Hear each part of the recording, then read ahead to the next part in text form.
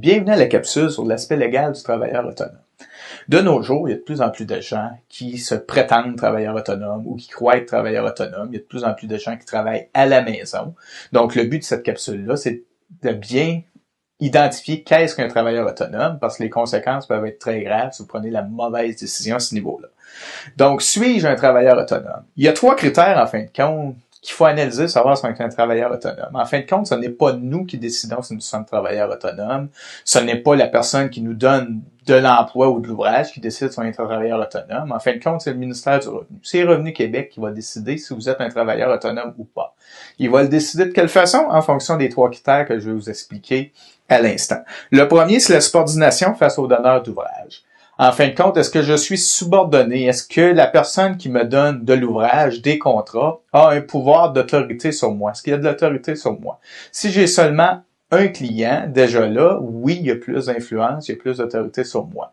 Si c'est lui qui décide le moment que je lui rends service, encore là, c'est un signe de subordination de ma part. Donc, c'est une chose qu'il va falloir analyser. La propriété des équipements de travail. Est-ce que mes équipements sont fournis? Est-ce qu'ils sont à moi? C'est sûr, si lorsque je rends service à un individu, j'utilise ses équipements à lui, déjà là, mon autonomie est beaucoup moins grande. Si je suis propriétaire de mes équipements, ce qui veut dire que c'est moi qui les ai financés, qui les entretiens, qui les assure, qui en suis responsable en cas de bris, déjà là, mon autonomie va être plus facile à prouver face au ministère du Revenu. La possibilité de gain ou de perte aussi va être analysée. Lorsqu'on est travailleur autonome, c'est nous qui assumons le risque de gain ou de perte, ce qui n'est pas le cas lorsque je suis un travailleur. Si je suis un travailleur, lorsque je rentre travailler le matin au bureau, je sais qu'à la fin de ma journée de 7 ou de 8 heures, je vais avoir X montant d'argent, que j'ai été productif ou pas. Lorsqu'on est travailleur autonome, généralement, c'est nous qui assumons le risque. Si j'ai transigé pour rendre service, exemple, déneiger une entrée, si je le fais en moins de temps que prévu, je vais avoir un gain. Si je l'ai fait en plus de temps que j'avais prévu, je risque peut-être d'assumer une perte.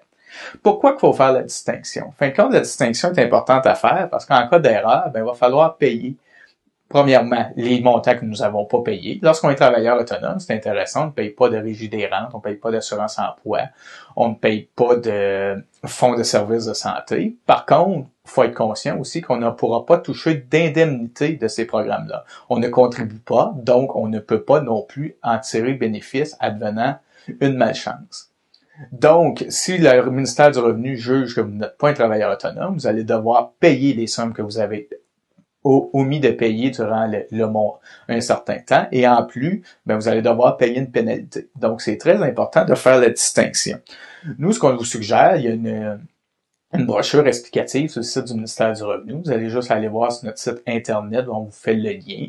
Et dans le cas du doute, n'ayez pas peur d'appeler un agent du ministère du Revenu que lui sera en mesure de bien vous aiguiller parce qu'une erreur à ce niveau-là peut être très lourde de conséquences au niveau financier.